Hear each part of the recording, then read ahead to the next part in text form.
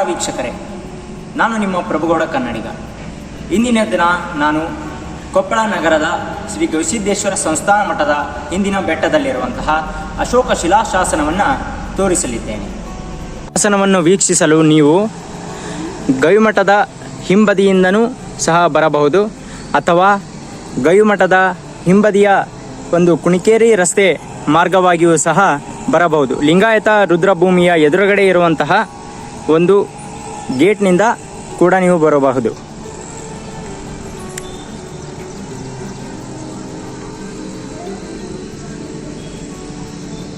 ಈ ಒಂದು ಶಾಸನವು 2500 ವರ್ಷಗಳ ಹಳೆಯ ಶಾಸನವಾಗಿದೆ. ಈ ಒಂದು ಶಾಸನವನ್ನು 1931ರಲ್ಲಿ ನಮ್ಮ ಕೊಪ್ಪಳ ಜಿಲ್ಲೆಯ ಸಂಶೋಧಕರಾದಂತಹ BN ಶಾಸ್ತ್ರಿಯವರು ಪತ್ತೆ ಹಚ್ಚುತ್ತಾರೆ.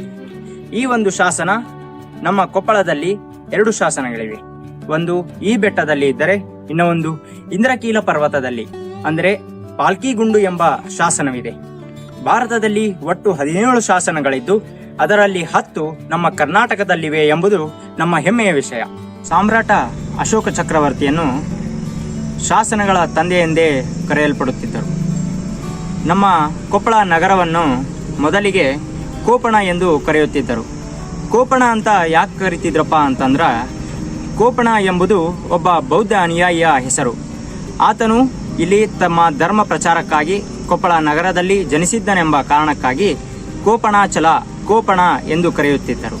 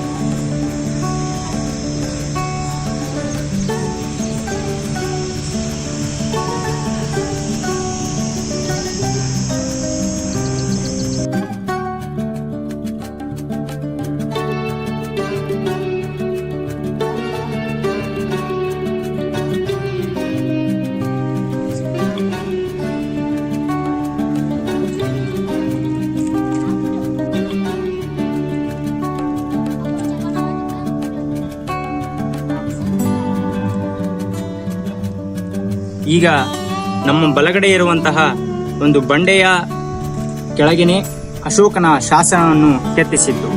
ಈ ಒಂದು ಶಾಸನವನ್ನು ಅಶೋಕ ಚಪ್ಪಡ ಎಂಬ ಕೆತ್ತನೆಕಾರನಿಂದ ಕೆತ್ತಿಸಿದ್ದಾನೆಂದು ಉಲ್ಲೇಖವಿದೆ.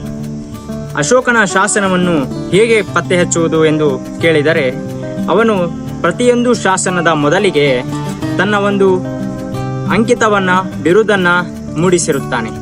ಅದೇನಪ್ಪ ಅಂತಂದರೆ ದೇವನಾಮ ಪ್ರಿಯ. ಇದು ಅಶೋಕನ ಒಂದು ಶಾಸನದ ಹಿಂಟಾಗಿದೆ. ದೇವನಾಮ ಪ್ರಿಯ ಇದು ಅಶೋಕನ ಶಾಸನದ ಹಿಂಟಾಗಿದೆ. ಒಂದು ಶಾಸನವು 8 ಸಾಲಿನ ಶಾಸನವಾಗಿದೆ. ಅಶೋಕನು ಕಳಿಂಗ ಮಹಾಯುದ್ಧದ ನಂತರ ತನ್ನ ಶಾಸನಗಳ ಮೂಲಕ ಧರ್ಮ ಪ್ರಚಾರ ಮಾಡುತ್ತಾ ಎಲ್ಲ ತನ್ನ ಸಾಮ್ರಾಜ್ಯದ ಜನರಲ್ಲಿ ಅಹಿಂಸೆ ಮತ್ತು ಧರ್ಮದ ಮಾರ್ಗವನ್ನು ತೋರಿಸುತ್ತಾ ಶಾಸನಗಳ ಮೂಲಕ ತನ್ನ ಮುಂದಿನ ಪೀಳಿಗೆಗೆ ಅವುಗಳ ಸಂದೇಶವನ್ನು ಸಾರುವ ಕಾರಣ, ತನ್ನ ಧರ್ಮ ಪ್ರಚಾರದ ಕಾರಣ ಶಾಸನಗಳನ್ನು ಕೆತ್ತಲು ಆರಂಭಿಸಿದನು. ಈ ಒಂದು ಅಶೋಕನ ಶಾಸನ ಪ್ರಾಚೀನ ಪ್ರಾಕೃತ ಭಾಷೆ ಮತ್ತು ಬ್ರಾಹ್ಮಿ ಲಿಪಿಯಲ್ಲಿ ಬರೆಸಲಾಗಿದೆ.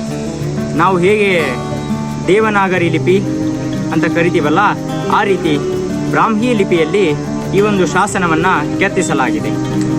ಅಶೋಕನ ಶಾಸನದ ಸಂದೇಶವೇನಪ್ಪ ಅಂತ ಕೇಳಿದ್ರೆ, ನನ್ನ ಸಾಮ್ರಾಜ್ಯದ ಜನರು ಧರ್ಮದ ಆಚರಣೆಯ ಮೂಲಕ ದೇವರನ್ನು ಕಾಣಬಹುದು, ತಾವು ಮುಕ್ತಿಯನ್ನು ಪಡೆಯಬಹುದು, ಅಹಿಂಸೆಯ ಒಂದು ಜೀವನವನ್ನು ಸಾಗಿಸಬೇಕು ಎಂದು ಈ ಒಂದು ಸಂದೇಶದ ಮೂಲಕ ಅಶೋಕನು ತನ್ನ ಸಾಮ್ರಾಜ್ಯದ ಜನರಿಗೆ ತಿಳಿಸಿಕೊಡುತ್ತಾನೆ. ಇಲ್ಲಿ ನಿಮಗೆ ಕಾಣುತ್ತಿರುವುದೇ ಅಶೋಕನು ಕೆತ್ತಿಸಿದಂತಹ ಶಾಸನ. ಇಲ್ಲಿ ಒಂದು ಪ್ಲಸ್ ಮಾರ್ಕ್ ಥರ ಇದೆ, ಇಲ್ಲಿ ಕನ್ನಡ ಅಂಕಿಯಲ್ಲಿ 4ರ ಥರ ಇದೆ. ಹಾಗೆ ಸ್ವಲ್ಪ ಅಬ್ಸರ್ವ್ ಮಾಡಬೇಕಾಗುತ್ತೆ. ಇಲ್ಲಿ ನೋಡಿ, ಇಲ್ಲಿ ಮೇಲೆಯೂ ಸಹ ಕೆತ್ತನೆ ಇದೆ, ಈ ಕಡೆಯೂ ಸಹ ಕೆತ್ತನೆ ಇದೆ, ಈ ಕಡೆಯೂ ಸಹ ಕೆತ್ತನೆ ಇದೆ, ಇಲ್ಲಿಯೂ ಇದೆ. ಒಟ್ಟು ಇದು 8 ಸಾಲಿನ ಕೆತ್ತನೆಯಾಗಿದೆ. ನೋಡ್ಬೋದು, ತುಂಬ ಹಳೆಯದಾದ್ದರಿಂದ ತುಂಬ ಚೆನ್ನಾಗಿ ಕಾಣುವುದಿಲ್ಲ. ನೋಡ್ಬೋದು, ಇಲ್ಲಿಯೂ ಸಹ ಇದೆ.